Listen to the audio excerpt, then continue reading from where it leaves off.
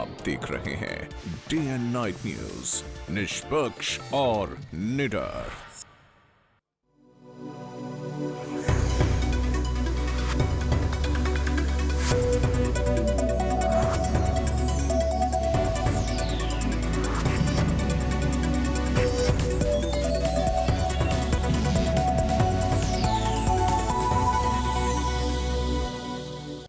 सुजानपुर से निर्दलीय राजेंद्र राणा ने शुक्रवार को अपने पद से इस्तीफा दे दिया है। शुक्रवार दोपहर को राजेंद्र राणा ने हिमाचल प्रदेश विधानसभा के अध्यक्ष ब्रजबिहारी लाल बुटेल को अपना इस्तीफा सौंपा है। इस दौरान राज्य के उद्योग एवं संसदीय कार्य मंत्री मुकेश अग्निहोत्री भी उनके साथ मौजूद थे। वहां विधानसभा अध्यक्ष ब्रजबिहारी लाल बुटेल ने राजेंद्र राणा का इस्तीफा मंजूर कर लिया है। इसके बाद राजेंद्र राणा ने कांग्रेस की सदस्यता भी ग्रहण कर ली है। राणा के इस कदम से उनका कांग्रेस की टिकट पर हमीरपुर से चुनाव लड़ना लगभग तय है। राजेंद्र राणा इससे पहले बीजेपी में थे और पूर्व मुख्यमंत्री प्रेम कुमार धूमल के सबसे करीबी भी थे, लेकिन आपसी मनमुटाव के चलते राजेंद्र राणा ने बीजेपी का दामन छोड़कर पिछले विधानसभा चुनावों के दौरान बतौर आजाद प्रत्याशी सुजानपुर विधानसभा क्षेत्र से चुनाव जीता था। वहीं इसके बाद वो कांग्रेस के एसोसिएट मेंबर भी रहे। लोकसभा चुनाव के मद्देनजर हमीरपुर संसदीय सीट के लिए राजेंद्र राणा के नाम की मुख्यमंत्री वीरभद्र सिंह ने भी कांग्रेस की केंद्रीय चुनाव समिति की बैठक के दौरान जोरदार पैरवी की थी। पिछले 14 साल से समाज की पार्टियों से 5 साल के बाद कई लोग निकाल। इस खबर पर ज्यादा जानकारी के लिए बात करते हैं हमारे संवाददाता मोहित प्रेम शर्मा से। जी मोहित, अब जो है राजेंद्र राणा ने आधिकारिक तौर पर इस्तीफा दे दिया है और कांग्रेस का हाथ थाम लिया है। बिल्कुल इंद्रजीत, देखिए जो लंबे समय से कयास लगाए जा रहे थे कि राजेंद्र राणा जो है वो कांग्रेस में शामिल हो गए हैं, इसको लेकर के आज जो है उन्होंने अपने विधायक पद से इस्तीफा दे दिया है और उसके बाद जो है उन्होंने कांग्रेस की सदस्यता भी ग्रहण कर ली है। कुल मिलाकर अगर देखा जाए तो विधानसभा अध्यक्ष ब्रजबिहारी लाल बुटेल को उन्होंने अपना इस्तीफा दिया, जिसे मंजूर भी कर लिया गया और आज ही उन्होंने अपनी सदस्यता भी ग्रहण कर दी। साफ तौर पर दर्शाता है कि जो आगामी लोकसभा चुनाव है इंद्रजीत, उसमें हमीरपुर से राजेंद्र राणा जो है वो कांग्रेस पार्टी की तरफ से चुनाव अब लड़ सकते हैं। कुल मिलाकर उनका रास्ता जो है इस बाबत साफ हो चुका है। जी मोहित, जैसे कि राजेंद्र राणा थे पहले पूर्व मुख्यमंत्री के काफी करीबी थे प्रेम कुमार धूमल के, और अब जो है वीरभद्र सिंह के भी काफी करीबी माने जा रहे हैं, तो इनका हमीरपुर टिकट के लिए भी तय है और ये फेरबदल बिल्कुल चुनावों के ऐन पहले हो गया है। अब इनकी टिकट का ऐलान भी जल्दी ही हो सकता है।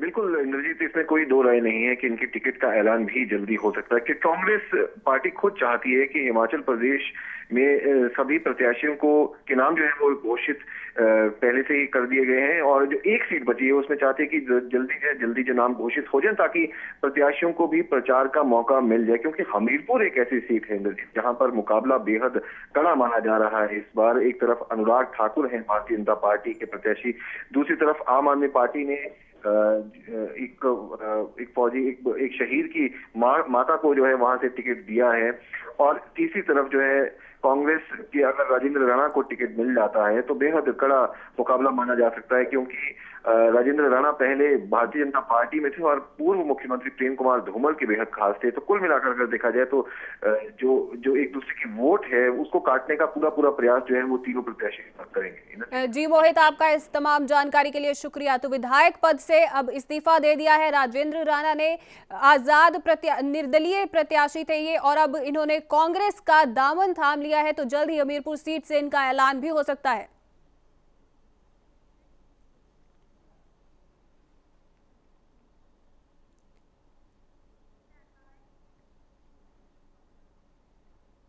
और इस वक्त की बड़ी खबर आ रही है कि वीरभद्र सिंह ने राणा के इस्तीफे के बाद बयान दिया है कि राजनीति में राजेंद्र राणा जैसा उदाहरण नहीं हुआ है। आपको बता दें कि राजेंद्र राणा ने इस्तीफा दे दिया है विधायक पद से और अब उन्होंने कांग्रेस का दामन थाम लिया है, जिसके बाद मुख्यमंत्री वीरभद्र सिंह ने राणा की तारीफ की है। उन्होंने इस्तीफे के बाद बयान दिया है कि राजनीति में राजेंद्र राणा जैसा कोई भी उदाहरण नहीं हो सकता है। राजेंद्र राणा को ये भी कयास लगाए जा रहे हैं कि उन्हें हमीरपुर से टिकट दिया जाएगा। जल्द ही कांग्रेस की ओर से कांग्रेस के प्रत्याशी होंगे लोकसभा सीट के लिए, ये कयास लगाए जा रहे हैं। और अब मुख्यमंत्री वीरभद्र सिंह ने एक बार फिर से प्रशंसा की है राजेंद्र राणा की।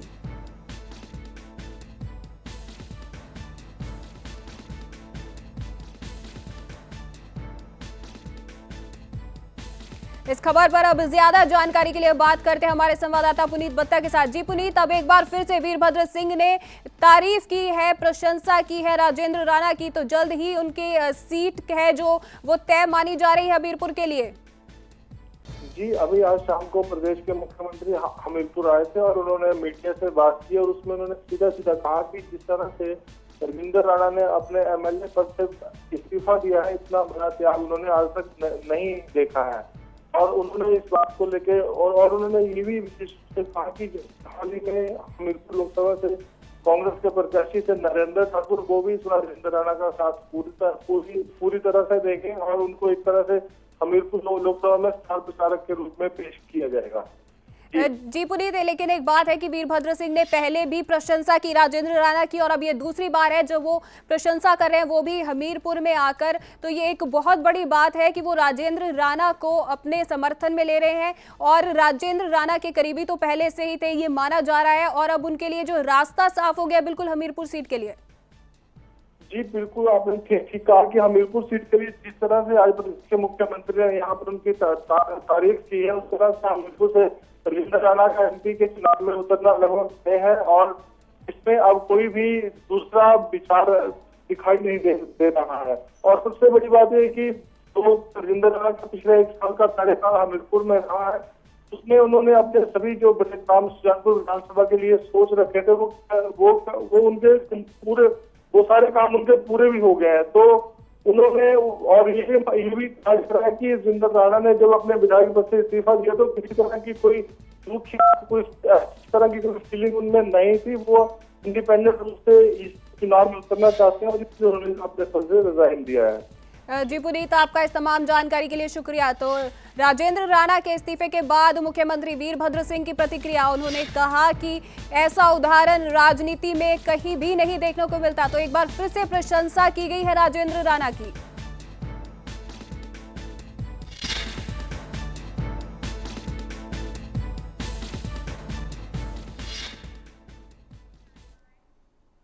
शिमला से हमीरपुर जाते समय प्रदेश के मुख्यमंत्री वीरभद्र सिंह कुछ देर के लिए बिलासपुर में रुके। इस दौरान मीडिया से बात करते हुए वीरभद्र सिंह ने कहा कि लोकसभा चुनाव को लेकर प्रत्याशियों की घोषणा प्रदेश इलेक्शन कमेटी द्वारा की गई है और उनकी नजरों में सभी कार्यकर्ता एक समान हैं। वहीं उन्होंने जनता से कांग्रेस पार्टी के उम्मीदवारों को वोट देने की भी अपील की।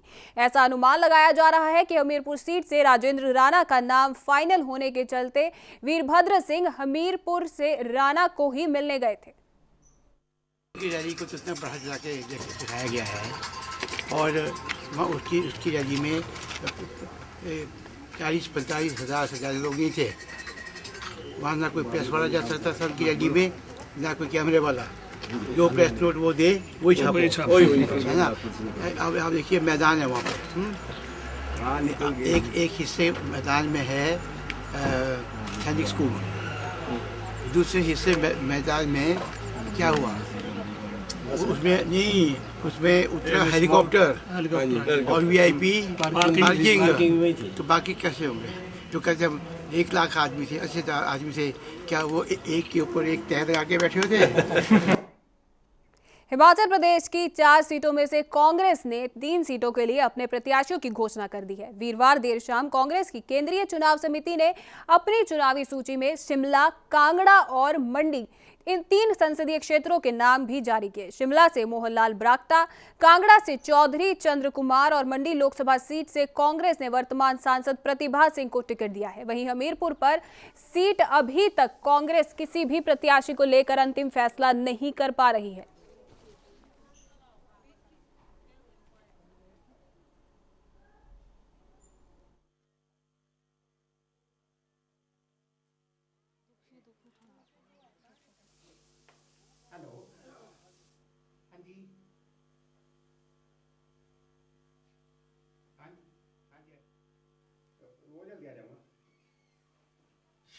हर क्षेत्र में महत्व रहता है और इस बार भी युवा हमारे जो काफ़ी वोटर काफ़ी है, हमारे युवा नौजवान साथी, और उनसे भी काफ़ी उम्मीद है देश के लिए, भविष्य के लिए, हर चीज़ के लिए। तो मेरा भी यही रहेगा कि मैं सभी मतदाताओं से, जो भी शिमला पार्लियामेंट्री कॉन्स्टिट्यूएंसी के मतदाता है, जिसमें बुजुर्ग हैं, महिलाएं हैं, खासकर युवा मतदाता, उनका भी काफ़ी अहम रोल रहेगा। उनसे सबसे मेरी अपील रहेगी कि भी कांग्रेस को वोट दें, और जिससे कि हम हिमाचल प्रदेश की 4 सीटें लाएं और शिमला संसदीय क्षेत्र यहाँ से भी मुझे विजयी बनाएं और हमारी यूपीए की गवर्नमेंट केंद्र में बने। आगामी लोकसभा चुनावों के लिए कांग्रेस ने 4 में से 3 सीटों पर उम्मीदवारों की घोषणा कर दी है। एक बार फिर मुख्यमंत्री वीरभद्र सिंह की पत्नी और मंडी से वर्तमान सांसद प्रतिभा सिंह पर विश्वास जताते हुए कांग्रेस ने मंडी संसदीय क्षेत्र से अपना उम्मीदवार बनाया है।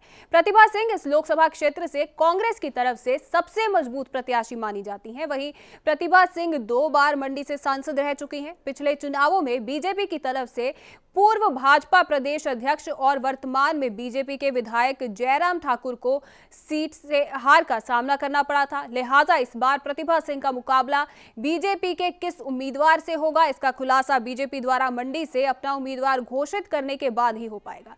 सूत्रों की माने तो भाजपा ने एक बार फिर जयराम ठाकुर का नाम मंडी लोकसभा सीट के लिए सबसे आगे रखा था, लेकिन इस बार लोकसभा चुनाव ना लड़ने की मंशा के बाद अब बीजेपी प्रतिभा सिंह के सामने अपने प्रत्याशी की खोज में जुट गई है। वहीं सूत्र बताते हैं कि कुल्लू से बीजेपी के विधायक गोपाल शर्मा मंडी से बीजेपी के उम्मीदवार हो सकते हैं।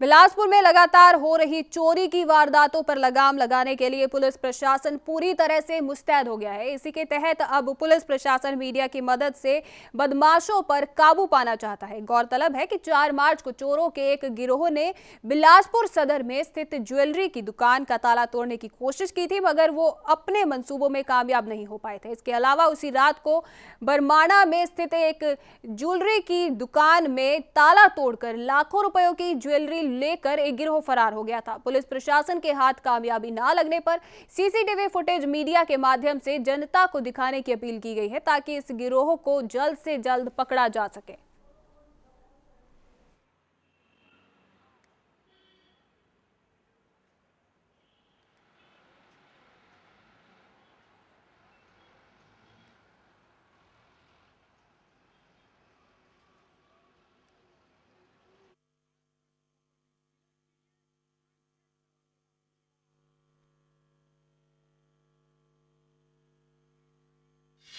ये 3 तारीख की रात की बात है।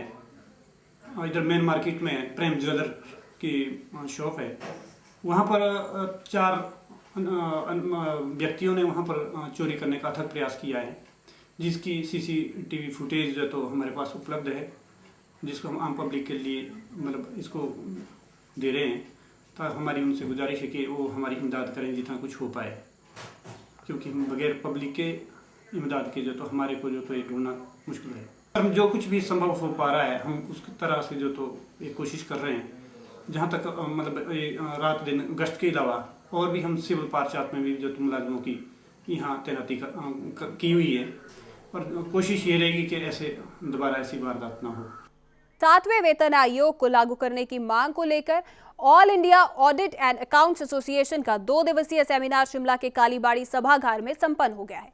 इस दौरान कर्मचारियों ने 7वें वेतन आयोग को लागू करने की मांग को लेकर विस्तृत चर्चा की। केंद्रीय कर्मचारियों का आरोप है कि सरकार उनकी मांगों को लगातार अनदेखा कर रही है। ऐसे में महंगाई के इस दौर में उनका गुजारा करना भी बेहद मुश्किल हो रहा है। कर्मचारियों का आरोप है कि 6ठे वेतन आयोग में भी कई तरह की विसंगतियां हैं, जिन्हें दूर करने के लिए भी सरकार की तरफ से कोई प्रयास नहीं किया गया है। पॉजिटिव थिंकिंग और पॉजिटिव थॉट प्रोसेस से नेगेटिव चीजें भी ओवरकम हो जाती हैं.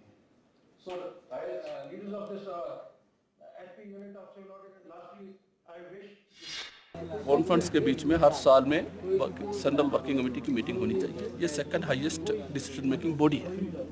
तो कॉन्फ्रेंस में जो फैसला हुआ उसको अमलबजारी कहाँ तक हुई उसका रिव्यू इस मीटिंग में हो जाएगी. और हमारा अभी समस्या सरकार कर्मचारी के रूप में वेतन आयोग के रिलेटेड है, पेंशन निजीकरण का चलते हैं, और छठा वेतन आयोग का जितना भी विसंगतियाँ थे उनका निवारण के सिलसिले में हमारा कहना है, एक तो ये pension fund regulatory development authority act बने हैं उसको खत्म होनी है. सबको सामाजिक सुरक्षा का पेंशन जो स्टैट्यूटरी पेंशन है वो मिलनी चाहिए. छत्तीसगढ़ में नकली हमले के दौरान शहीद हुए 15 पुलिसकर्मियों की आत्मा की शांति की अखिल भारतीय विद्यार्थी परिषद ने शिमला में मौन रखा. एबीवीपी के छात्रों ने शिमला के जिलाधीश कार्यालय के बाहर केंद्र सरकार के खिलाफ जोरदार हल्ला बोला.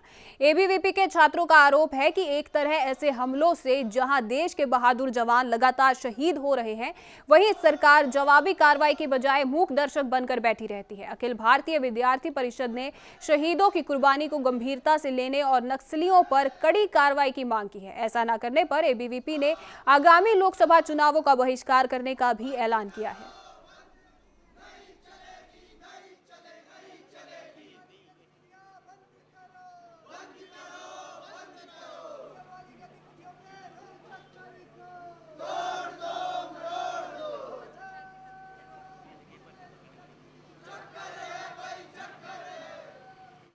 विद्यार्थी परिषद इस हमले की कड़ी निंदा करती है और पिछले 3-4 वर्षों से लगातार जो पश्चिम बंगाल, छत्तीसगढ़ और देश के अनेक राज्यों में नक्सलवादी गतिविधियां लगातार बढ़ती जा रही है और लगातार नक्सली हमले हो रहे हैं. इसमें सैकड़ों जवान हमारी आर्मी के शहीद हो गए.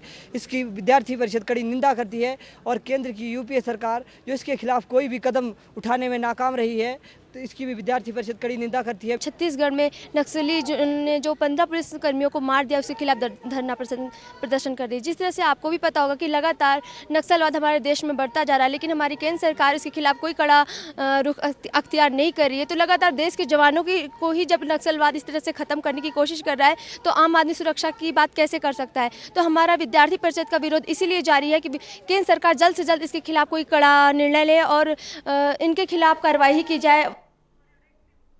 और अब बारी है इस हफ्ते के सवाल की. हमारा इस हफ्ते का सवाल है कि क्या कांग्रेस ने भ्रष्टाचार को लेकर जनता की भावनाओं से कुछ सबक सीखा है? आप अपने जवाब हमारी वेबसाइट www.dayandnightnews.com पर जाकर दे सकते हैं. भाग्यशाली विजेता को टिम्बर ट्रेल रिजॉर्ट में मिलेगा एक रात का स्टे बिल्कुल मुफ्त.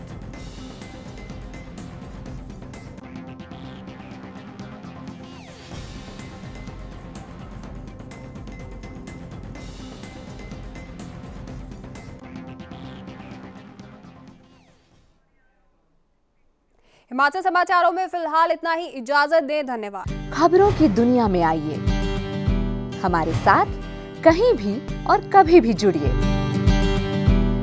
हम मिलेंगे फेसबुक पर, हम दिखेंगे यूट्यूब पर, हमें फॉलो कीजिए ट्विटर पर. खबरों के साथ बने रहिए रात दिन.